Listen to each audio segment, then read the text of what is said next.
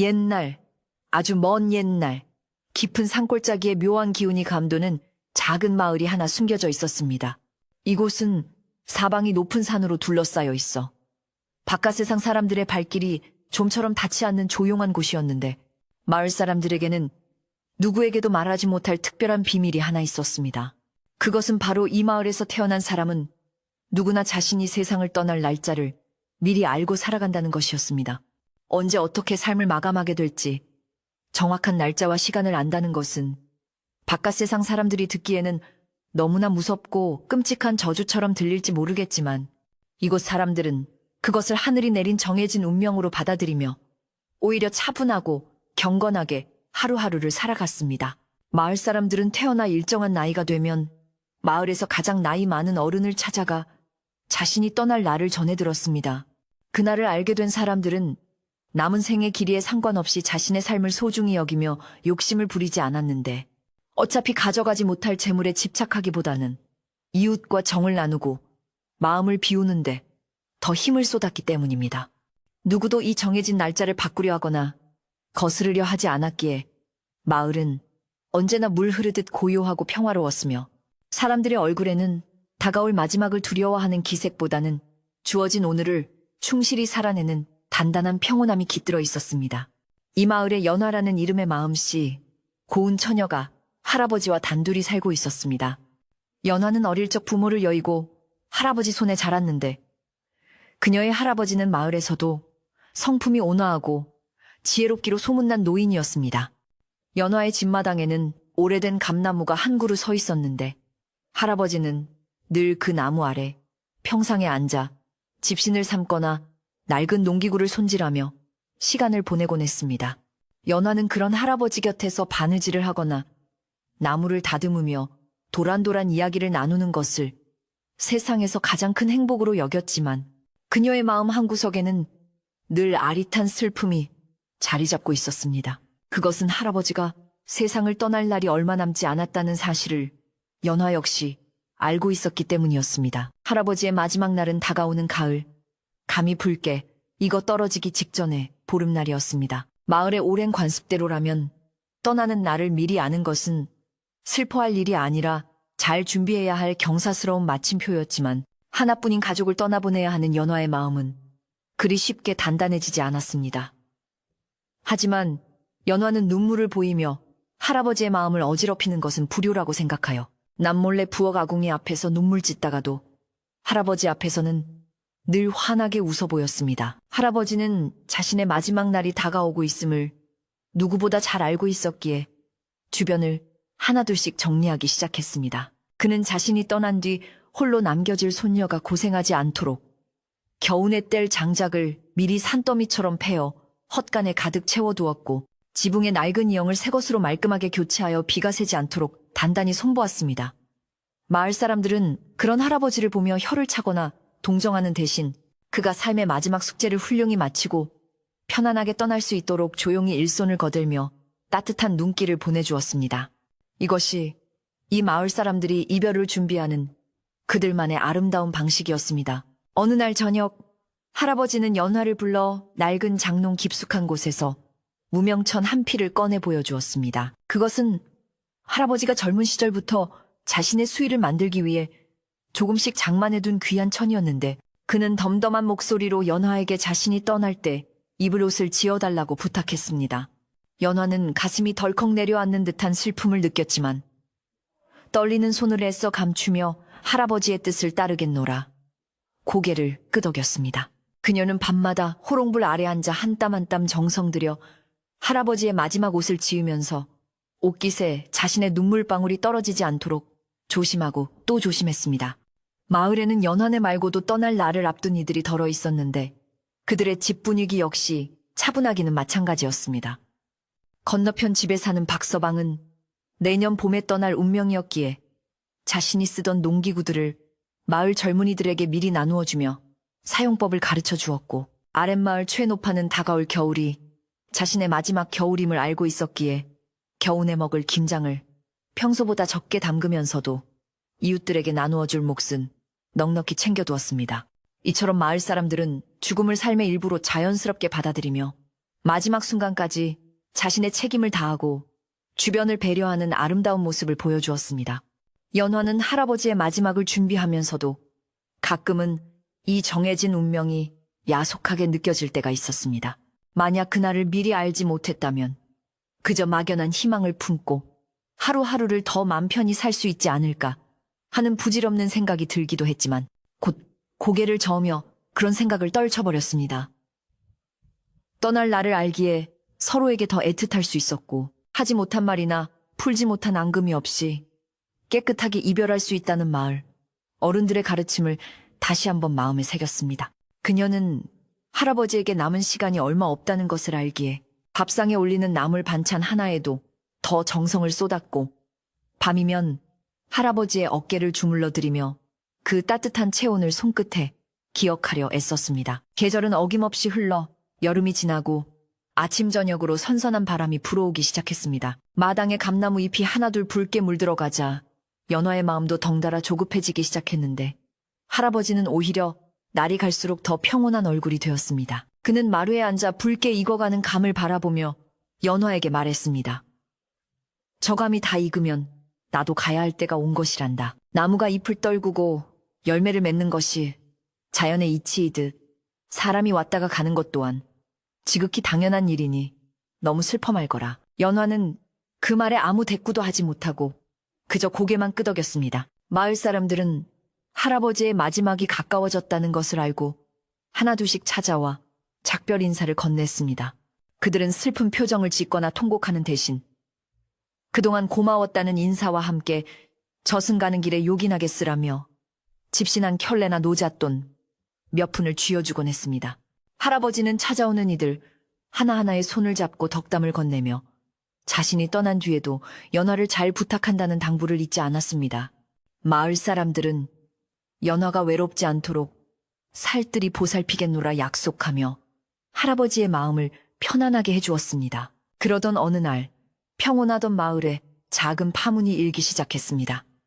마을 입구 장승 앞에 낯선 차림의 사내가 나타났다는 소문이 돌았는데 그는 아주 오래전 마을을 떠났다가 객지에서 장사를 하여 큰 돈을 벌었다는 만석이라는 사람이었습니다. 어릴 적 마을을 떠나 바깥 세상의 물을 잔뜩 먹고 돌아온 그는 마을 고유의 차분한 분위기와는 어울리지 않게 화려한 비단옷을 입고 거만한 태도로 마을 이곳저곳을 기웃거렸습니다. 사람들은 그가 왜 갑자기 고향으로 돌아왔는지 궁금해하면서도 그의 등장이 마을의 평화로운 질서를 깨뜨리지 않을까 내심 걱정하는 눈치였습니다. 만석은 마을에 들어서자마자 촌장 댁을 찾아가 요란스럽게 인사를 올리고는 자신이 가져온 값비싼 선물 보따리를 풀어놓았습니다. 그는 자신이 바깥 세상에서 얼마나 성공했는지 떠벌리며 마을 사람들의 환심을 사려 했지만 이미 삶과 죽음의 이치를 깨닫고 욕심 없이 살아가는 마을 사람들에게 그의 자랑은 그저 시끄러운 소음처럼 들릴 뿐이었습니다. 연화의 할아버지는 마을 어귀에서 마주친 만석의 눈빛이 예전과는 달리 탐욕과 불안으로 가득 차 있음을 단번에 알아보았고 그가 이 마을에 온 진짜 이유가 따로 있을 것이라 짐작하며 조용히 경계했습니다. 사실 만석이 마을로 돌아온 것은 바깥 세상에서 아무리 많은 돈을 벌어도 채워지지 않는 죽음에 대한 공포 때문이었습니다. 그는 나이가 들수록 죽음이 두려워졌고 문득 어릴 적 떠나온 고향 마을의 전설 같은 이야기가 떠올랐던 것입니다. 자신이 언제 죽을지 미리 알 수만 있다면 그 운명을 돈으로 바꾸거나 피할 방법도 찾을 수 있을 거라는 어리석은 믿음을 품고 그는 고향으로 돌아왔습니다. 그는 마을 사람들이 여전히 정해진 운명에 순응하며 살아가는 모습을 보고는 자신의 재력으로 그 운명조차 좌지우지할 수 있을 것이라 자만했습니다.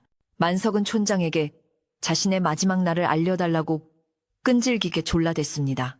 마을 규칙상 한번 떠난 자에게는 알려주지 않는 것이 원칙이었으나 그는 막무가내로 떼를 쓰며 금덩이를 내놓고 회유하고 협박까지 서슴지 않았습니다. 결국 촌장은 그의 탐욕스러운 눈빛을 이기지 못하고 어쩔 수 없이 오래된 장부를 펼쳐 그의 운명이 적힌 페이지를 확인하게 되었습니다. 촌장의 표정이 어두워지는 것을 본 만석은 불안한 마음에 침을 꿀꺽 삼켰고 촌장의 입에서 나온 날짜는 그가 예상했던 것보다 훨씬 가까운 시일이었습니다. 자신의 남은 날이 고작 한 달밖에 남지 않았다는 사실을 알게 된 만석은 그 자리에 주저앉아 사색이 되었습니다. 그는 자신이 평생을 바쳐 모은 재물을 제대로 써보지도 못하고 죽어야 한다는 사실을 도저히 받아들일 수 없었습니다. 그는 촌장의 멱살을 잡고 거짓말이라며 소리를 질렀지만 촌장의 눈빛은 흔들림 없이 단호했습니다. 그날 이후 만석은 완전히 다른 사람이 되어 마을을 휘젓고 다니기 시작했는데 그의 광기 어린 행동은 평화롭던 마을에 검은 먹구름을 몰고 오기 시작했습니다. 연화는 할아버지의 평온한 준비와 대비되는 만석의 소란을 지켜보며 마음이 복잡해졌습니다. 같은 죽음을 앞두고 한 사람은 조용히 받아들이며 주변을 정리하는 반면 다른 한 사람은 가진 것을 놓지 못해 발버둥치는 모습이 너무나도 달랐기 때문입니다. 할아버지는 연화에게 사람이 욕심을 버리지 못하면 떠나는 길마저 무거워지는 법이란다. 만석이 저 아이도 참으로 딱하구나 라며 혀를 찼습니다.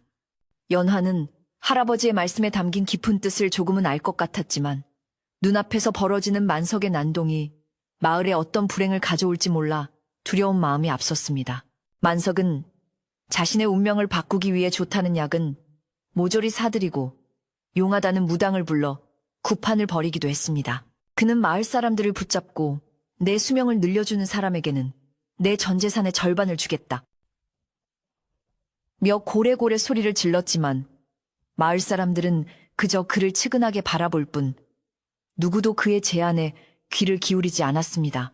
돈이면 귀신도 부린다는 바깥 세상의 이치가 이곳에서는 전혀 통하지 않는다는 것을 깨달은 만석의 불안감은 날이 갈수록 커져만 갔고 그의 행동은 점점 더 거칠고 난폭해졌습니다.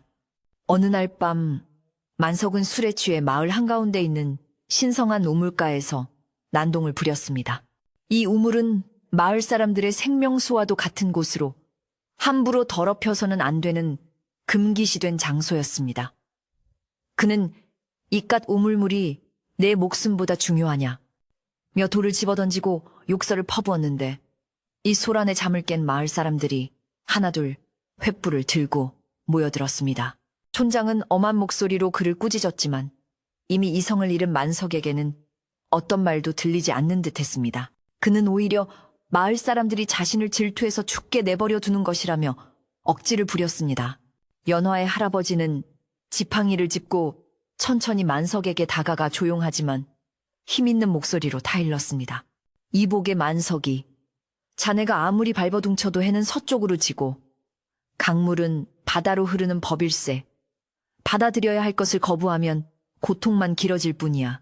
남은 시간이라도 마음을 비우고 편안히 보내게나. 할아버지의 진심 어린 충고에 만석은 잠시 주춤하는 듯 했으나 곧 다시 눈을 부라리며 할아버지를 거칠게 밀쳐냈습니다.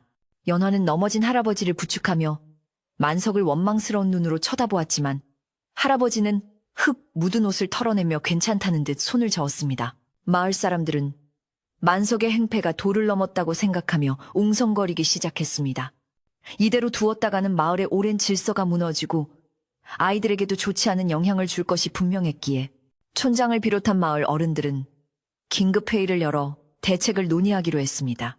하지만 누구도 뾰족한 수를 내놓지 못했는데 죽음을 앞둔 사람을 마을에서 내쫓는 것은 너무 가혹한 처사라는 의견과 마을의 평화를 위해 단호하게 대처해야 한다는 의견이 팽팽하게 맞섰기 때문입니다. 결국 그들은 만석이 스스로 깨닫기를 조금 더 기다려보기로 하고 일단 해산했습니다. 연화는 밤새 잠을 이루지 못하고 뒤척였습니다. 할아버지의 마지막이 평온하기를 간절히 바랐지만 만석 때문에 마을 분위기가 흉흉해져 할아버지가 마음 편히 떠나지 못할까봐 걱정이 되었기 때문입니다. 그녀는 새벽녘에 일어나 정화수 한 그릇을 떠놓고 천지신명께 빌었습니다. 부디 할아버지가 가시는 길에 아무런 탈이 없게 해달라고, 그리고 만석이도 하루빨리 마음의 평화를 찾게 해달라고 간절히 기도했습니다. 그녀의 기도가 하늘에 닿기를 바라며 동쪽 하늘이 붉게 밝아올 때까지 그녀는 무릎을 꿇고 자리를 지켰습니다. 날이 밝자 마을에는 또 다른 소문이 돌았습니다. 만석이 자신의 운명을 바꾸기 위해 마을 뒷산에 있는 금지된 숲으로 들어가려 한다는 것이었습니다. 그 숲은 마을의 수호신이 머무는 곳으로 함부로 들어갔다가는 큰 화를 입는다는 전설이 내려오는 곳이었습니다. 마을 사람들은 경악을 금치 못하며 그를 말려야 한다고 입을 모았고 연화의 할아버지 역시 걱정스러운 표정으로 먼 산을 바라보았습니다. 마을의 평화가 바야흐로 큰 위기 앞에 놓이게 된 것입니다. 만석이 금지된 숲으로 들어간다는 소식은 삽시간에 마을 전체로 퍼져나갔습니다. 마을 사람들은 하던 일을 모두 멈추고 마을 회관 앞마당으로 모여들었는데 그들의 얼굴에는 두려움과 걱정이 가득했습니다. 그 숲은 아주 오래전부터 마을을 지켜주는 신령스러운 존재가 머무는 곳으로 여겨져 함부로 발을 들였다가는 마을 전체에 큰 재앙이 닥칠 것이라는 믿음이 뿌리 깊게 자리 잡고 있었기 때문입니다. 촌장은 굳은 표정으로 젊은 장정들을 불러 모아 숲 입구를 지키도록 지시했고 만석을 발견하는 즉시 마을로 데려오라고 단단히 일렀습니다. 한편 만석은 사람들의 눈을 피해 이미 마을 뒷길로 빠져나가 숲 입구에 다다랐습니다. 그는 숲속 깊은 곳에 영험한 약초가 있어 그것을 먹으면 죽을 운명도 바꿀 수 있다는 헛소문을 어디선가 주워 듣고는 지푸라기라도 잡는 심정으로 이곳까지 온 것이었습니다. 울창한 나무들이 빽빽하게 들어찬 숲은 대낮인데도 어두컴컴했고 어디선가 들려오는 짐승 울음소리가 그의 등골을 오싹하게 만들었습니다. 하지만 죽음에 대한 공포가 이성보다 앞섰던 만석은 떨리는 다리를 애써 진정시키며 숲속으로 한 발짝씩 내디뎠습니다. 숲으로 들어갈수록 길은 점점 험해졌고 날카로운 가시덤불이 그의 비단 옷을 갈기갈기 찢어놓았습니다. 만석은 온몸이 상처투성이가 되면서도 포기하지 않고 약초를 찾아 헤맸지만 그가 발견한 것은 기괴하게 생긴 바위들과 이름 모를 독버섯들 뿐이었습니다. 해가 지기 시작하자 숲은 더욱 짙은 어둠에 잠겼고 길을 잃은 만석은 공포에 질려 허둥지둥하다가 그만 발을 헛디뎌 비탈길 아래로 굴러떨어지고 말았습니다. 정신을 잃었다 깨어난 그는 꼼짝도 할 수 없는 고통 속에 신음하며 구조를 기다릴 수밖에 없었습니다. 마을에서는 밤늦도록 돌아오지 않는 만석 때문에 걱정이 태산 같았습니다. 촌장은 결국 수색대를 조직하여 숲으로 들여보내기로 결정했고 마을의 지리를 잘 아는 사냥꾼들이 앞장서서 횃불을 들고 숲으로 향했습니다. 연화의 할아버지도 불편한 몸을 이끌고 마을 어귀까지 나와 그들의 무사 귀환을 빌었습니다. 연화는 할아버지가 바미스를 맞아 병이라도 날까봐 걱정되어 집으로 모시려 했지만 할아버지는 비록 못난 짓을 했어도 우리 마을 사람 아니더냐. 무사히 돌아오기만을 기다려야지. 라며 고집을 꺾지 않았습니다. 수색대는 밤새도록 숲을 뒤진 끝에 새벽녘이 되어서야 비탈길 아래 쓰러져 있는 만석을 발견했습니다. 그는 다리가 부러지고 온몸이 상처투성이었지만 다행히 목숨에는 지장이 없었습니다. 마을로 옮겨진 만석은 촌장의 집 사랑방에 눕혀져 치료를 받았는데 그는 고통 속에서도 여전히 정신을 차리지 못하고 약초, 내 약초 하며 헛소리를 중얼거렸습니다. 마을 의원은 그의 상처를 치료하며 혀를 찾고 곁에서 지켜보던 마을 사람들은 안타까움과 원망이 뒤섞인 복잡한 심경을 감추지 못했습니다. 며칠 뒤 정신을 차린 만석은 자신이 처한 상황을 깨닫고 절망에 빠졌습니다. 운명을 바꾸기는커녕 몸까지 성치 않게 되어 죽음을 피할 길이 더욱 요원해졌기 때문입니다. 그는 자신을 치료해준 마을 사람들에게 고마워하기는커녕 왜 자신을 말리지 않았냐며 오히려 화를 내고 원망을 퍼부었습니다. 그의 뻔뻔한 태도에 마을 사람들은 실망감을 감추지 못했고 그를 동정하던 여론도 점차 싸늘하게 식어갔습니다. 촌장은 그에게 근신 처분을 내리고 당분간 집 밖으로 나오지 못하게 했습니다. 연화의 할아버지는 몸져 누운 만석을 찾아가 조용히 위로의 말을 건넸습니다. 이복에 하늘이 정한 운명은 억지로 바꿀 수 없는 법이라네. 자네가 숲에서 살아 돌아온 것 또한 아직 갈 때가 되지 않았기 때문이 아니겠나. 남은 시간 동안이라도 마음을 다스리고 차분히 준비하게나. 할아버지의 진심 어린 충고에도 만석은 고개를 돌리고 외면했습니다. 그는 여전히 자신의 운명을 받아들이지 못하고 방 안에 틀어박혀 술만 마시며 세월을 보냈습니다. 가을이 깊어지면서 마을은 수확의 기쁨으로 분주해졌지만 만석의 집 주변만은 여전히 찬바람이 불었습니다. 그는 술에 취해 밤마다 고성을 지르거나 물건을 부수는 등 난동을 부려 이웃 사람들의 잠을 설치게 했고 아이들은 무서워서 그의 집 근처에는 얼씬도 하지 않았습니다. 마을 사람들은 그를 어떻게 해야 할지 골머리를 앓았지만 곧 죽을 사람에게 너무 가혹하게 대할 수도 없어 이러지도 저러지도 못하는 상황이 계속되었습니다. 연화는 할아버지의 마지막 날이 다가올수록 마음이 조급해졌습니다. 할아버지는 매일 아침 일찍 일어나 마당을 쓸고 감나무를 올려다보며 하루를 시작했는데 그의 얼굴은 날이 갈수록 더욱 온화하고 평화로워 보였습니다. 연화는 그런 할아버지를 보며 자신도 마음을 다잡으려 했었지만 만석의 소란 때문에 혹시나 할아버지의 마지막 가는 길이 어수선해질까봐 걱정이 이만저만이 아니었습니다. 그녀는 할아버지 몰래 만석의 집을 찾아가 읍소라도 해볼까 생각했지만 오히려 일을 더 크게 만들까봐 그만두었습니다. 어느 날 만석은 술김에 마을 곳곳에 불을 지르려다 발각되어 큰 소동이 벌어졌습니다. 다행히 불은 초기에 진압되어 큰 피해는 없었지만 마을 사람들의 인내심은 바닥을 드러냈습니다. 그들은 더 이상 참을 수 없다며 만석을 마을에서 내쫓아야 한다고 촌장에게 강력하게 요구했습니다. 촌장은 마을 회의를 소집하여 만석의 처분을 논의하기로 했는데 회의장 분위기는 그 어느 때보다 험악했습니다. 사람들은 저마다 그동안 쌓였던 불만을 토로하며 그를 당장 내보내야 한다고 목소리를 높였습니다. 하지만 촌장은 쉽게 결정을 내리지 못했습니다. 마을 규율상 중죄를 지은 자는 추방하는 것이 원칙이었지만 죽음을 앞둔 사람을 내쫓는 것은 마을의 오랜 미덕인 상부상조, 정신에 어긋나는 일이었기 때문입니다. 그때 연화의 할아버지가 조용히 손을 들고 발언을 청했습니다. 그는 저 아이가 저렇게 발악하는 것은 죽음에 대한 두려움이 너무 크기 때문일 것입니다. 우리가 그 두려움을 조금이라도 덜어줄 수 있다면 저 아이도 스스로 깨닫는 바가 있지 않을까요? 라고 말하며 그를 한 번 더 감싸 안아주자고 제안했습니다. 할아버지의 말에 회의장은 잠시 숙연해졌습니다. 마을 사람들은 그동안 만석의 행동에 화가 났던 것은 사실이지만 그의 근본적인 두려움을 이해하지 못했던 자신들을 돌아보게 되었습니다. 결국 경론 끝에 만석에게 마지막 기회를 주기로 하고 대신 마을 어른들이 돌아가며 그를 보살피고 마음을 다잡을 수 있도록 돕기로 결정했습니다. 마을 사람들은 자신들의 결정에 자부심을 느끼며 이것이 진정으로 마을을 위하는 길이라 믿었습니다. 그날 이후 마을 어른들은 순번을 정해 만석의 집을 방문했습니다. 처음에는 문도 열어주지 않고 욕설을 퍼붓던 만석이었지만 꾸준히 찾아와 따뜻한 밥상을 차려주고 말동무가 되어주는 어른들의 정성에 조금씩 마음의 문을 열기 시작했습니다. 그는 자신의 신세를 한탄하며 울기도 하고 어릴 적 추억을 이야기하며 웃기도 하면서 서서히 안정을 되찾아갔습니다. 마을 사람들은 그의 변화를 반기며 그가 마지막까지 편안하게 지낼 수 있도록 최선을 다해 도왔습니다. 연화의 할아버지는 누구보다 열심히 만석을 찾았습니다. 그는 자신의 마지막 준비로 바쁜 와중에도 틈틈이 만석의 집을 찾아가 그와 함께 장기를 두거나 예시하기를 들려주며 시간을 보냈습니다.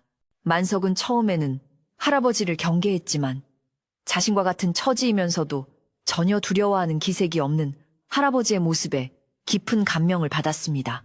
그는 할아버지에게 어르신은 정말 죽음이 두렵지 않으십니까? 라고 물었고 할아버지는 빙그레 웃으며 온종일 밭이라고 집에 돌아가 쉴 때가 되면 기쁘지 않던가? 나에게 죽음은 고단한 하루 일과를 마치고 집으로 돌아가는 것과 같다네 라고 답했습니다. 할아버지의 말씀은 만석의 가슴에 깊은 울림을 주었습니다. 그는 비로소 자신이 그동안 얼마나 어리석게 살아왔는지 깨닫게 되었고 남은 시간이라도 의미 있게 보내야겠다고 다짐했습니다. 그는 자신이 모은 재산의 일부를 마을의 가난한 이웃들을 위해 내놓았고 그동안 괴롭혔던 사람들을 찾아다니며 진심으로 사과했습니다. 마을 사람들은 그의 변화에 놀라워하면서도 따뜻하게 그를 받아주었고 마을은 다시 예전의 평화를 되찾는 듯 했습니다. 하지만 만석의 운명은 그를 기다려주지 않았습니다. 그의 마지막 날이 하루하루 다가오고 있었고 그의 몸 상태는 눈에 띄게 나빠지기 시작했습니다. 그는 밤마다 고열에 시달리며 헛것을 보기도 했고 때로는 숨을 제대로 쉬지 못해 괴로워했습니다. 마을 의원이 매일같이 드나들며 그를 돌보았지만 이미 정해진 운명의 시계바늘을 멈출 수는 없었습니다. 만석은 죽음이 코앞에 닥쳤음을 실감하며 다시금 두려움에 떨기 시작했습니다. 어느 날 새벽 만석은 극심한 공포를 이기지 못하고 마을을 탈출하려 했습니다. 그는 아픈 몸을 이끌고 몰래 집을 빠져나와 마을 어귀까지 갔지만 결국 다리에 힘이 풀려 주저앉고 말았습니다. 그는 땅을 치며 통곡했고 왜 자신만 이렇게 일찍 죽어야 하냐며 하늘을 원망했습니다. 그의 울음소리에 잠을 깬 마을 사람들이 하나둘 밖으로 나왔고 주저앉아 울고 있는 그를 발견했습니다. 사람들은 그를 비난하는 대신 조용히 그의 곁으로 다가가 어깨를 다독여 주었습니다. 연화의 할아버지도 소식을 듣고 달려왔습니다. 그는 만석을 일으켜 세우며 말했습니다. 자네가 도망친다고 해서 운명이 바뀌지는 않는다네. 피할 수 없다면 당당하게 마주하는 것이 사내대장 부다운 일이지. 우리 모두가 자네 곁에 있어줄 테니 너무 무서워하지 말게나. 할아버지의 따뜻한 손길에 만석은 어린아이처럼 엉엉 울음을 터뜨렸고 그제야 비로소 자신의 운명을 온전히 받아들이게 되었습니다. 마을 사람들은 그를 부축하여 집으로 데려갔고 그날 밤새도록 그의 곁을 지켰습니다. 그날 이후 만석은 완전히 다른 사람이 되었습니다. 그는 더 이상 죽음을 두려워하거나 피하려 하지 않았고 남은 하루하루를 감사하는 마음으로 살았습니다.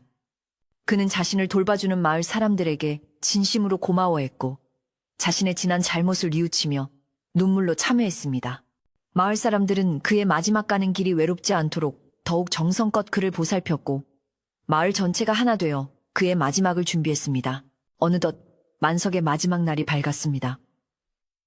그는 아침 일찍 일어나 깨끗하게 목욕을 하고 새 옷으로 갈아입었습니다.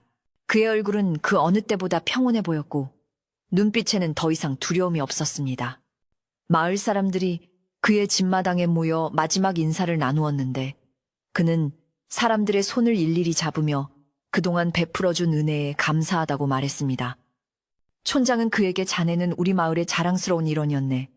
부디 좋은 곳으로 가서 편히 쉬게나라며 마지막 덕담을 건넸습니다. 만석은 마루에 앉아 마을 풍경을 눈에 담았습니다. 저 멀리 보이는 산과들, 옹기종기 모여있는 초가집들, 그리고 자신을 지켜보는 따뜻한 이웃들의 얼굴 하나하나가 너무나 소중하게 느껴졌습니다. 그는 옆에 앉아있는 연화의 할아버지에게 어르신 덕분에 편안하게 갈 수 있게 되었습니다. 정말 감사합니다. 라고 말하며 고개를 숙였습니다. 할아버지는 그의 손을 꼭 잡으며 고개를 끄덕였고 만석은 조용히 눈을 감았습니다. 정해진 시간이 되자 만석의 숨결이 서서히 잦아들었습니다. 그는 고통스러운 표정 하나 없이 마치 깊은 잠에 빠진 듯 평온한 모습으로 세상을 떠났습니다. 마을 사람들은 그의 죽음을 애도하며 조용히 눈물을 흘렸지만 그 누구도 소리내어 울지는 않았습니다. 그들은 만석이 마지막 순간에 진정한 평화를 찾았음을 알기에 그의 명복을 빌며 경건한 마음으로 그를 보내주었습니다. 만석의 장례식은 마을 사람들의 정성 속에 엄숙하게 치러졌고 그는 마을 뒷산 양지 바른 곳에 묻혔습니다. 만석이 떠난 후 마을은 다시 예전의 고요함을 되찾았습니다. 하지만 사람들의 마음속에는 작은 변화가 일어났습니다. 만석의 죽음을 지켜보며 삶과 죽음의 의미를 다시 한번 깊이 생각하게 되었고 주어진 하루하루를 더욱 소중히 여기게 된 것입니다. 연화의 할아버지는 만석의 무덤을 찾아가 술 한 잔을 올리며 자네는 비록 짧은 생을 살았지만 우리에게 큰 가르침을 주고 갔네. 부디 저승에서는 아무 걱정 없이 편히 쉬게나라고 말했습니다. 바람이 불어와 할아버지의 흰 수염을 스치고 지나갔고 그는 하늘을 올려다보며 엷은 미소를 지었습니다. 만석이 떠나고 마을은 다시 원래의 평온을 되찾았습니다. 가을이 깊어가면서 산과들은 온통 황금빛으로 물들었고 사람들은 겨울 준비로 분주한 나날을 보냈습니다. 만석의 소동은 어느덧 사람들의 기억 속에서 희미해져 갔지만 그가 남기고 간 교훈만은 마을 사람들의 가슴 속에 깊이 새겨져 있었습니다. 특히 연화는 할아버지의 마지막 날이 다가올수록 만석의 마지막 모습이 자꾸만 떠올랐는데 두려움에 떨던 그가 결국 평온하게 눈을 감을 수 있었던 것은 할아버지를 비롯한 마을 사람들의 따뜻한 배려 덕분이었다는 것을 깨닫고 자신도 할아버지의 마지막을 위해 최선을 다하겠다고 다짐했습니다. 연화의 할아버지는 만석의 장례를 치른 후 부쩍 기력이 쇠한 모습이었습니다. 하루 종일 마루에 앉아 먼 산을 바라보는 시간이 늘어났고 식사량도 눈에 띄게 줄었습니다. 연화는 그런 할아버지가 걱정되어 온갖 좋은 음식을 해드렸지만 할아버지는 몇 숟가락 뜨는 둥 마는 둥 하다가 수저를 놓기 일쑤였습니다. 하지만 할아버지의 표정은 여전히 온화했고 걱정하는 연화에게 사람이 나이가 들면 기운이 빠지는 것은 당연한 이치란다. 너무 걱정하지 말거라. 라며 오히려 손녀를 안심시켰습니다. 마을 사람들은 할아버지의 기력이 예전 같지 않다는 소식을 듣고 하나둘씩 찾아와 무난 인사를 드렸습니다. 그들은 갓 수확한 핵곡식이나 몸에 좋은 약초를 가져와 할아버지에게 건네며 쾌차를 빌었지만 모두가 알고 있었습니다. 이것이 병 때문이 아니라 떠날 때가 가까워져서 나타나는 자연스러운 현상이라는 것을 말입니다. 할아버지는 찾아오는 이들을 반갑게 맞이하며 일일이 감사의 인사를 전했고 자신의 상태에 대해 담담하게 이야기하며 주변 사람들을 편안하게 해주었습니다. 그러던 어느 날 연화는 할아버지가 깊은 밤중에 혼자 일어나 무언가를 적고 있는 것을 보았습니다. 다음 날 아침 할아버지는 연화를 불러 지난밤에 쓴 종이를 건네주었는데 그것은 마을 사람들에게 남기는 유언과도 같은 글이었습니다. 그 속에는 자신이 떠난 뒤 연화를 잘 부탁한다는 당부와 함께 마을의 크고 작은 일들에 대한 조언들이 빼곡히 적혀 있었습니다. 연화는 글을 읽어내려가며 하염없이 눈물을 흘렸지만 할아버지 앞에서는 애써 울음을 참으며 그의 뜻을 꼭 받들겠다고 약속했습니다. 할아버지의 마지막 날이 불과 열흘 앞으로 다가왔을 때 마을에는 뜻밖의 손님이 찾아왔습니다. 오래전 시집가서 소식이 끊겼던 할아버지의 여동생, 즉 연화의 고모 할머니가 찾아온 것입니다. 그녀는 오빠가 곧 세상을 떠난다는 소식을 듣고 한달음에 달려왔다고 했는데 늙고 병든 모습이 역력했습니다. 할아버지는 오랜만에 만난 여동생을 부둥켜 안고 눈물을 흘렸고 두 남매는 밤새도록 그동안 못다한 이야기를 나누며 회포를 풀었습니다. 연화는 두 분의 모습을 보며 가슴이 뭉클해졌고 할아버지의 마지막 가는 길에 혈육을 만나게 해주신 하늘에 감사했습니다. 고모 할머니는 마을에 머무는 동안 연화를 도와 할아버지 수발을 들었습니다. 그녀는 자신이 젊었을 때 오빠에게 받았던 사랑을 조금이라도 갚고 싶다며 굳은 일도 마다하지 않고 정성을 다했습니다. 할아버지는 여동생의 보살핌을 받으며 아이처럼 기뻐했고 덕분에 얼굴에 생기가 도는 듯 했습니다. 마을 사람들도 고모 할머니를 따뜻하게 맞아주며 두 남매의 마지막 시간이 행복할 수 있도록 배려해 주었습니다. 할아버지의 마지막 날이 닷새 앞으로 다가오자 마을 청년들은 할아버지가 미리 준비해둔 목재로 관을 짜기 시작했습니다. 뚝딱거리는 망치 소리가 마을에 울려 퍼졌지만 그 소리는 슬프기보다는 오히려 경건하게 들렸습니다. 할아버지는 자신이 들어갈 관이 만들어지는 과정을 지켜보며 흐뭇한 미소를 지었고 청년들에게 튼튼하게 잘 만들어주게나 저승 가는 길이 멀다 하니 편안히 누워가고 싶구먼 하고 농담을 건네기도 했습니다. 연화는 그런 할아버지를 보며 가슴이 미어졌지만 겉으로는 아무렇지 않은 척 웃어 보였습니다. 마을 아낙네들은 할아버지의 장례식에 쓸 음식을 미리 장만하느라 분주했습니다. 그들은 술을 빚고 떡을 만들며 할아버지가 평소 좋아하시던 음식들을 빠짐없이 준비했습니다. 마을 전체가 마치 큰 잔치를 준비하는 것처럼 활기가 넘쳤는데 이것은 떠나는 이에 대한 최고의 예우이자 마지막 가는 길을 축복해주는 그들만의 방식이었습니다. 연화도 아낙네들 틈에 끼어 전을 부치고 나무를 묻히며 일손을 거들었는데 그들의 따뜻한 위로와 격려 덕분에 슬픔을 이겨낼 힘을 얻을 수 있었습니다. 할아버지의 마지막 날, 아침 일찍부터 마을 사람들이 연화네 집으로 모여들었습니다. 모두가 깨끗한 옷으로 갈아입고 경건한 마음으로 할아버지의 마지막을 배웅하기 위해 온 것이었습니다. 할아버지는 미리 준비해둔 수의를 입고 방 한가운데 앉아 사람들을 맞이했습니다.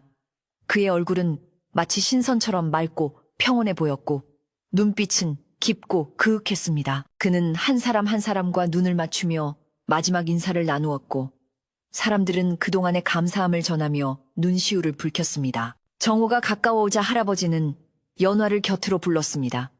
그는 연화의 손을 꼭 잡고 내 사랑하는 손녀야. 그동안 너 덕분에 참으로 행복했단다. 내가 없더라도 씩씩하게 잘 살아야 한다. 마을 어른들 말씀 잘 듣고 이웃들과 사이좋게 지내거라. 그리고 언젠가 좋은 짝을 만나 행복한 가정을 꾸리렴. 저승에 가서도 늘 너를 지켜볼 테니 너무 슬퍼하지 말거라. 하고 유언을 남겼습니다. 연화는 참았던 눈물을 터뜨리며 할아버지, 그동안 키워주셔서 정말 감사합니다. 할아버지 말씀 꼭 명심하고 잘 살게요. 부디 좋은 곳으로 가세요. 하고 마지막 인사를 올렸습니다. 할아버지는 연화의 머리를 쓰다듬어주며 빙그레 웃었습니다. 그리고 고모 할머니와 마을 사람들을 향해 한 번씩 고개를 끄덕여 보인 뒤 천천히 자리에 누워 눈을 감았습니다. 방 안에는 숨소리조차 들리지 않을 정도로 정적이 흘렀고 모두가 숨을 죽인 채 할아버지의 마지막 순간을 지켜보았습니다. 잠시 후 할아버지의 가슴이 더 이상 움직이지 않았고 촌장이 다가가 맥을 짚어본 뒤 조용히 고개를 저었습니다. 할아버지가 마침내 긴 여행을 떠나신 것입니다. 마을 사람들은 일제히 곡을 하기 시작했지만 그 소리는 구슬프다기보다는 장엄하게 울려 퍼졌습니다. 연화는 할아버지의 가슴에 얼굴을 묻고 한참을 울었지만 이내 마음을 추스르고 상주의 자리를 지켰습니다. 장례식은 마을의 전통에 따라 3일장으로 치러졌는데 마을 사람 모두가 상주가 되어 함께 슬퍼하고 함께 할아버지를 추모했습니다. 멀리서 온 조문객들도 줄을 이었고 할아버지의 덕망을 기리는 만장이 마을 어귀까지 늘어섰습니다. 장례 마지막 날 할아버지의 상여가 마을을 떠날 때 온 마을 사람들이 뒤를 따랐습니다. 상여꾼들이 부르는 구슬픈 상여 소리가 산자락에 메아리쳤고 사람들은 눈물로 할아버지를 배웅했습니다. 할아버지는 평소 그토록 사랑했던 감나무 아래를 지나 마을 뒷산 양지 바른 곳에 묻혔습니다. 연화는 할아버지의 무덤 앞에 엎드려 마지막 절을 올리며 할아버지의 가르침대로 훌륭한 사람이 되겠다고 다시 한번 다짐했습니다. 장례가 끝난 후 연화는 텅 빈 집에 홀로 남겨졌습니다. 할아버지의 빈자리가 너무나 크게 느껴져 견딜 수 없이 외롭고 슬펐지만 마을 사람들의 따뜻한 보살핌 덕분에 조금씩 기운을 차릴 수 있었습니다. 이웃집 아주머니들은 번갈아 가며 연화네 집에 와서 잠을 자주었고 마을 어른들은 수시로 들러 연화의 안부를 살폈습니다. 연화는 자신을 친딸처럼 아껴주는 마을 사람들에게 깊은 감사를 느꼈고 이 마을에서 태어나고 자란 것이 얼마나 큰 축복인지 깨달았습니다. 시간이 흘러 연화의 슬픔도 조금씩 옅어져 갔습니다. 그녀는 할아버지가 남긴 밭을 일구며 성실하게 살았고 마을의 굳은 일에도 앞장서서 도왔습니다. 마을 사람들은 그런 연화를 기특하게 여겼고 그녀를 볼 때마다 할아버지 이야기를 하며 추억에 잠기곤 했습니다. 연화는 할아버지가 비록 몸은 떠났지만 자신의 마음속에 그리고 마을 사람들의 기억 속에 영원히 살아계신다는 것을 느낄 수 있었습니다. 어느 날 연화는 할아버지의 유품을 정리하다가 낡은 서책 하나를 발견했습니다. 그 책에는 마을의 역사와 전통, 그리고 삶과 죽음에 대한 선조들의 지혜가 담겨 있었습니다. 연화는 밤마다 호롱불 아래에서 그 책을 읽으며 자신이 태어나고 자란 이 마을이 얼마나 특별한 곳인지 다시 한번 깨닫게 되었습니다. 그리고 자신도 언젠가는 맞이하게 될 마지막 날을 위해 하루하루를 더욱 의미 있게 살아야겠다고 다짐했습니다. 마을은 다시 예전의 평온한 일상으로 돌아갔습니다.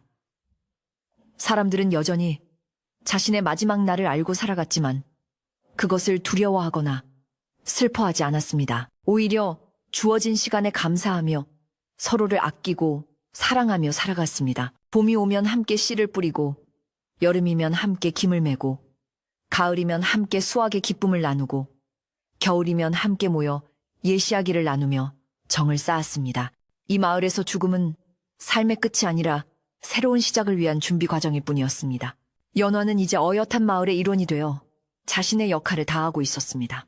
그녀는 마을의 아이들에게 글을 가르치고 노인들을 공경하며 어려운 이웃을 돕는 데 앞장섰습니다. 마을 사람들은 그런 연화를 보며 할아버지를 꼭 빼닮았다며 칭찬을 아끼지 않았습니다. 연화는 할아버지의 감나무 아래 평상에 앉아 가끔 밤하늘을 올려다보곤 했는데 그때마다 밤하늘에서 가장 밝게 빛나는 별 하나가 자신을 지켜보고 있는 것만 같았습니다. 세월이 흘러 연화도 나이가 들어 노인이 되었습니다. 그녀는 자신의 마지막 날이 언제인지 알고 있었기에 할아버지가 그랬던 것처럼 차분하게 주변을 정리하고 이별을 준비했습니다. 그녀는 마을 사람들에게 자신이 평생 모은 재산을 나누어 주었고 자신이 가진 지혜와 경험을 젊은이들에게 전해주었습니다.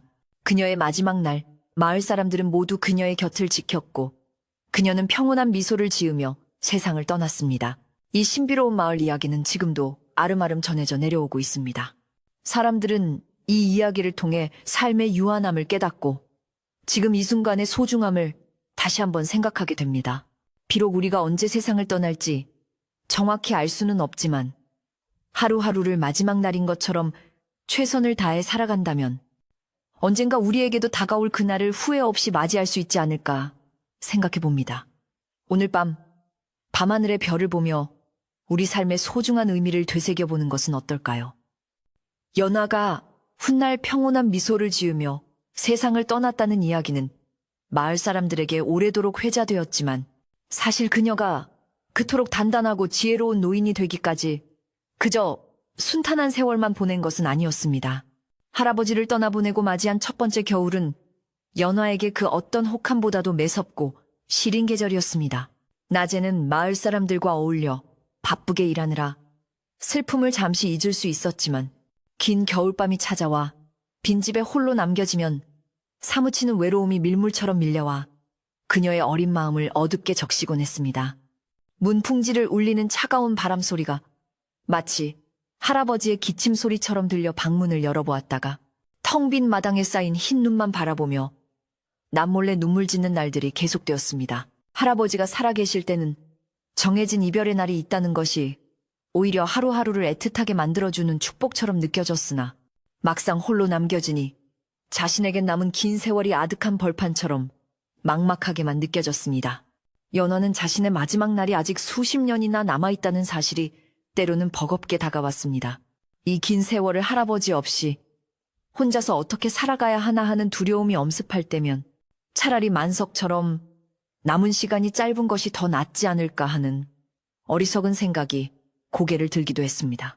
그럴 때마다 연화는 세차게 고개를 저으며 마음을 다잡으려 애썼지만 깊은 밤 찾아오는 공허함까지 완전히 떨쳐내기는 쉽지 않았습니다.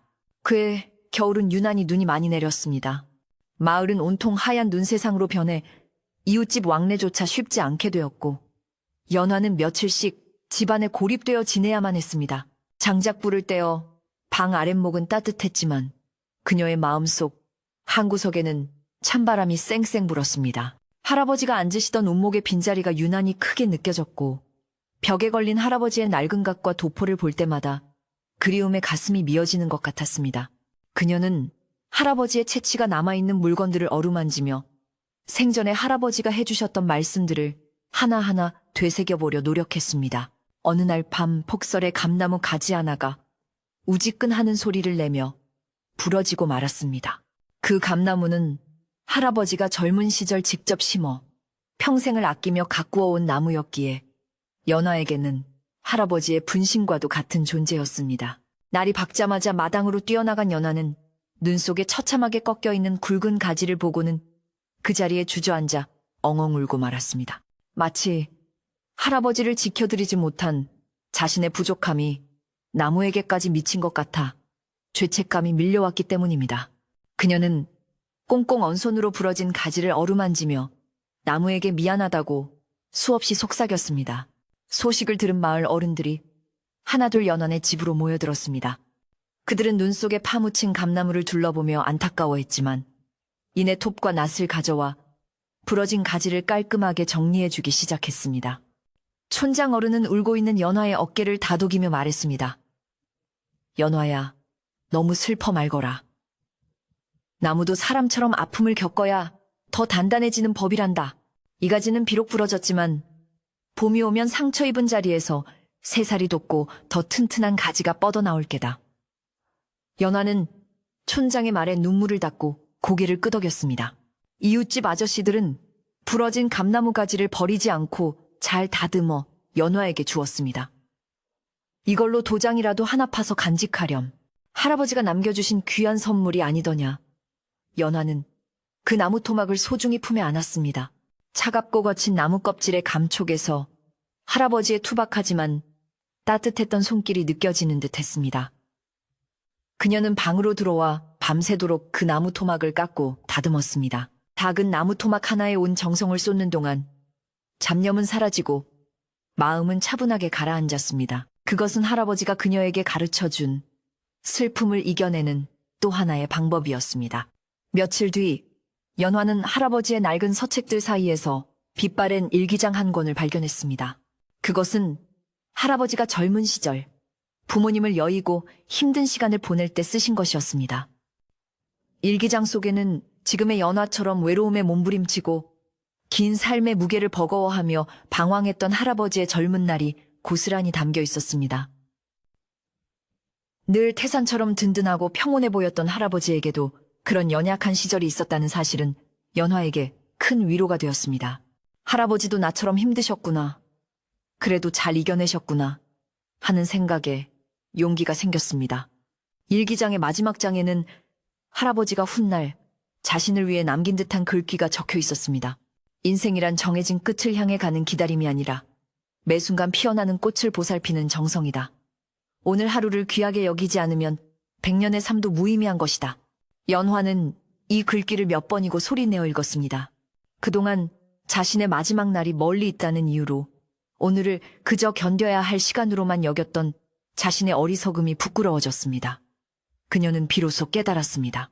중요한 것은 얼마나 남았느냐가 아니라 어떻게 채워가느냐는 것을 말입니다. 긴 겨울이 지나고 마침내 봄이 찾아왔습니다.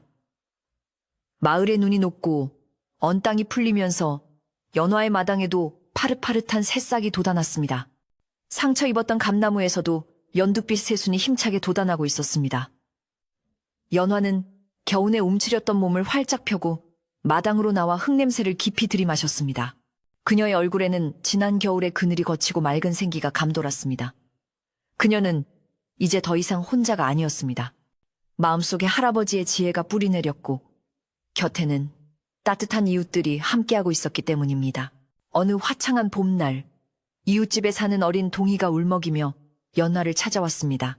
이제 막 10살이 된 동이는 얼마 전 촌장에게서 자신의 마지막 날을 전해 듣고는 무서워서 잠을 못 이루고 있었던 것입니다. 동이의 마지막 날은 아주 먼 훗날이었지만 어린 마음에 죽음이라는 단어가 주는 공포는 감당하기 힘들었을 것입니다.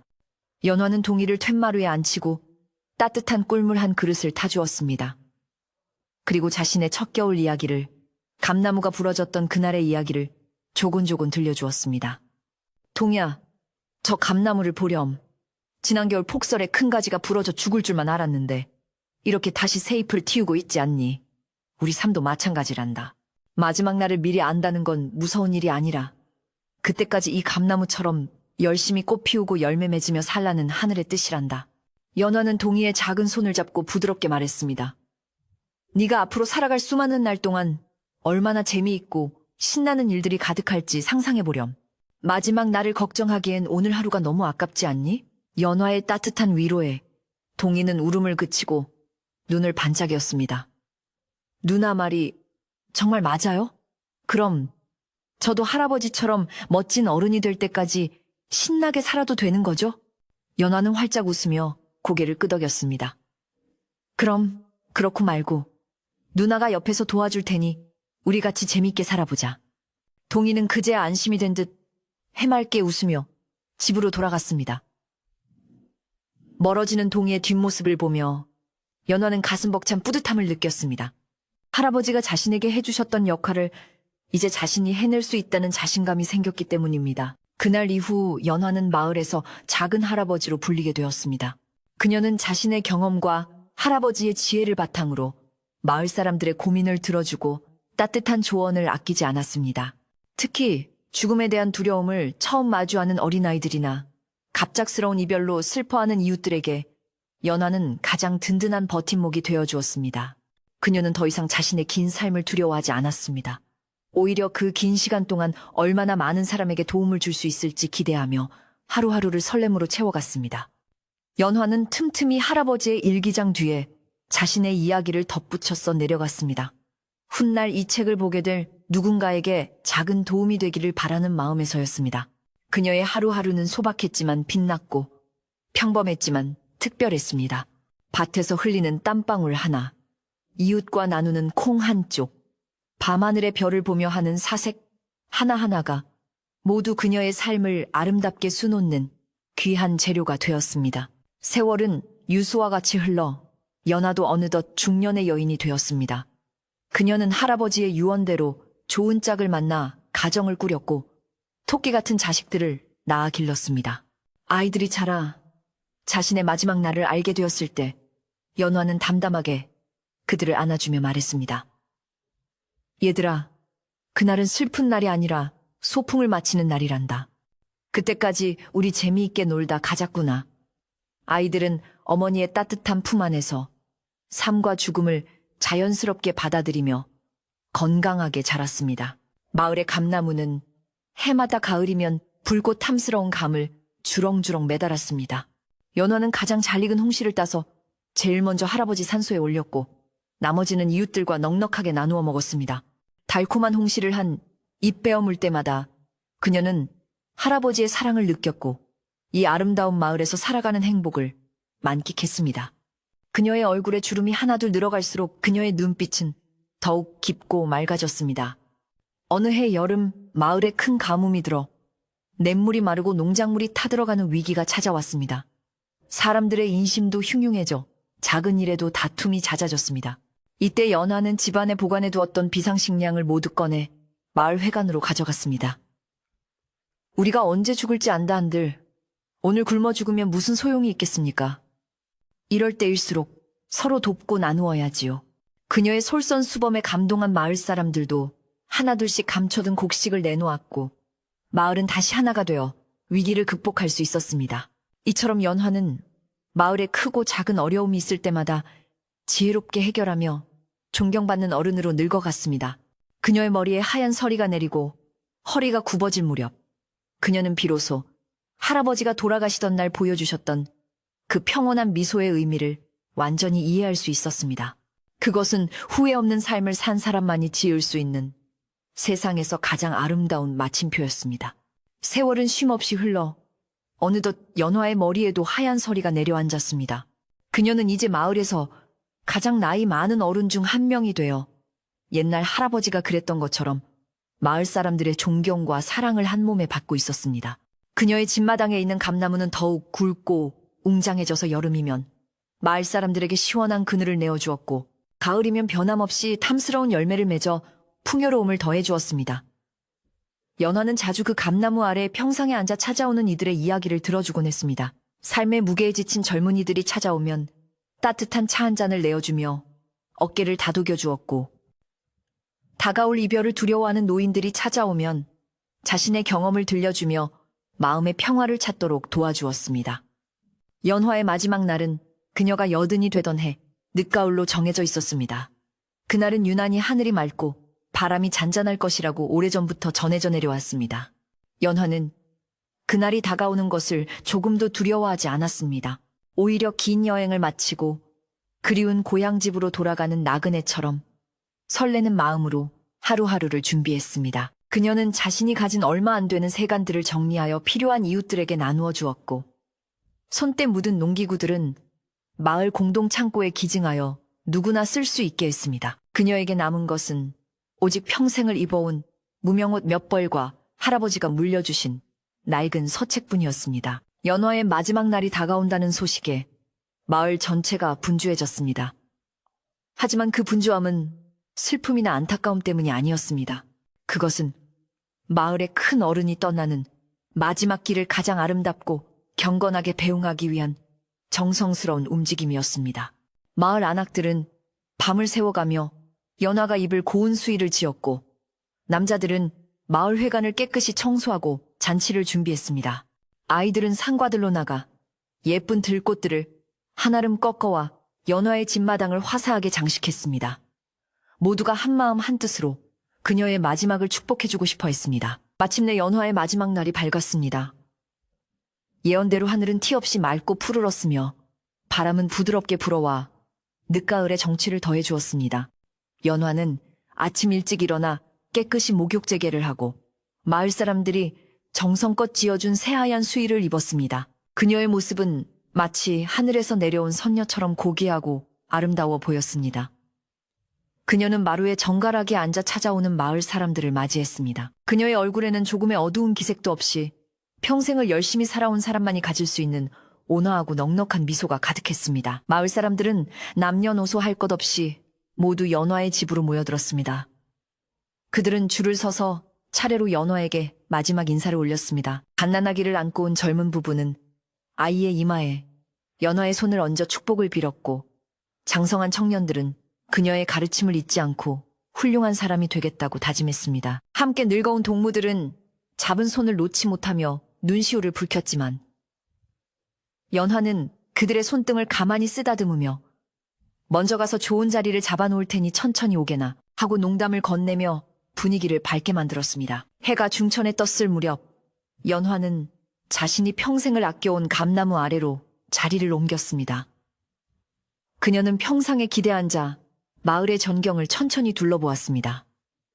옹기종기 모여있는 초가집 지붕들 위로 피어오르는 밥 짓는 연기, 멀리서 들려오는 소들의 원앙 소리, 아이들의 해맑은 웃음소리, 이 모든 평범한 일상의 풍경들이 오늘따라 더욱 애틋하고 소중하게 느껴졌습니다.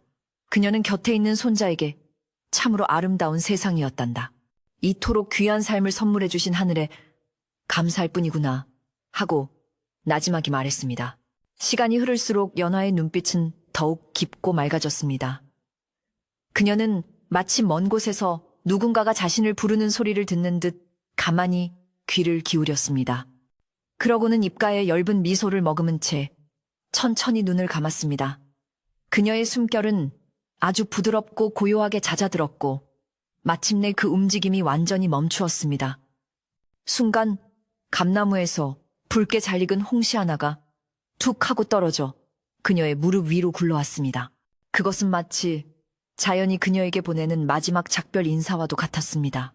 마을 사람들은 모두 숨을 죽이고 그녀의 마지막 순간을 지켜보았고 그 경건한 침묵 속에 깊은 평화가 깃들었습니다. 연화의 장례식은 마을의 축제처럼 치러졌습니다. 사람들은 슬픔에 잠겨 울기보다는 그녀가 남긴 아름다운 추억들을 이야기하며 웃음꽃을 피웠습니다. 밤하늘에는 수많은 별이 총총히 떠서 그녀의 가는 길을 밝혀주었고 마을 사람들은 풍등을 날려보내며 그녀의 명복을 빌었습니다. 하늘 높이 올라가는 풍등 불빛을 바라보며 사람들은 믿었습니다. 연화가 저 하늘 어딘가에서 환하게 웃으며 자신들을 내려다보고 있을 것이라고 말입니다. 연화가 떠난 후에도 마을은 여전히 평화로웠습니다. 사람들은 여전히 자신의 마지막 날을 알고 살아갔지만 그것은 더 이상 두려움의 대상이 아니었습니다. 연화가 보여준 삶의 모습은 그들에게 죽음이 끝이 아니라 새로운 시작이라는 확신을 심어주었기 때문입니다. 마을 사람들은 아침에 눈을 뜨면 오늘 하루가 자신에게 주어진 가장 큰 선물임을 감사히 여겼고 잠자리에 들 때는 후회 없는 하루를 보냈다는 뿌듯함으로 편안하게 눈을 감았습니다. 마을 어귀의 커다란 느티나무 아래에는 새로운 이야기꾼이 자리를 잡았습니다. 그는 아이들을 모아놓고 옛날 이야기를 들려주었는데 그 중에서도 가장 인기가 많은 이야기는 단연 연화 할머니의 이야기였습니다. 아이들은 연화 할머니가 어떻게 슬픔을 이겨내고 지혜로운 어른이 되었는지, 그리고 마지막 순간에 얼마나 평온하게 떠나셨는지에 대한 이야기를 들으며 눈을 반짝였습니다. 그들은 이야기를 통해 삶의 소중한 가치를 배우고 자신들도 연화 할머니처럼 멋진 삶을 살겠다고 다짐했습니다. 계절은 어김없이 바뀌어 다시 봄이 찾아왔습니다. 연화네 집마당의 감나무에는 연두빛 새순이 돋아났고 마을 곳곳에는 형형색색의 꽃들이 만발했습니다. 밭에서는 농부들이 힘차게 쟁기질을 하고 안악들은 냇가에 모여 앉아 빨래를 하며 정겨운 수다를 떨었습니다. 아이들은 골목길을 뛰어다니며 신나게 놀았고 노인들은 양지 바른 곳에 앉아 한가롭게 장기를 두었습니다. 모든 것이 예전과 다름없는 평범한 일상이었지만 그 속에는 삶과 죽음을 초월한 깊은 평온함이 흐르고 있었습니다. 어느 날 밤, 한 나그네가 길을 잃고 이 마을에 들어오게 되었습니다. 그는 마을의 독특한 분위기에 매료되어 하룻밤 묵어가기를 청했습니다. 마을 사람들은 그를 따뜻하게 맞아주었고 저녁 식사 자리에서 자신들의 특별한 비밀에 대해 이야기해 주었습니다. 나그네는 처음에는 믿을 수 없다는 듯 놀라워했지만 이내 마을 사람들의 평온한 얼굴을 보며 깊은 감동을 받았습니다. 그는 다음 날 마을을 떠나며 말했습니다. 제가 세상 많은 곳을 다녀보았지만 이곳처럼 평화롭고 아름다운 마을은 처음입니다. 죽음을 미리 안다는 것이 저주가 아니라 축복이 될 수 있다는 것을 이곳에서 배웠습니다. 이 마을의 이야기는 바람을 타고 멀리 퍼져나갔습니다. 바깥 세상 사람들은 여전히 죽음을 두려워하고 피하려 애쓰지만 가끔은 밤하늘의 별을 보며 이 신비로운 마을을 떠올리곤 합니다. 그리고 자신에게 주어진 오늘 하루가 얼마나 소중한지, 사랑하는 사람들과 함께하는 이 순간이 얼마나 큰 축복인지 다시 한번 생각하게 됩니다. 혹시 오늘 밤 잠이 오지 않는다면 창문을 열고 밤하늘을 한번 올려다보세요. 저 멀리 어딘가에서 연어 할머니가 당신을 향해 온화한 미소를 보내고 있을지도 모릅니다. 자, 이제 눈을 감고 편안하게 잠을 청해보세요. 당신의 내일은 오늘보다 더 아름답고 행복할 것입니다. 좋은 꿈 꾸세요.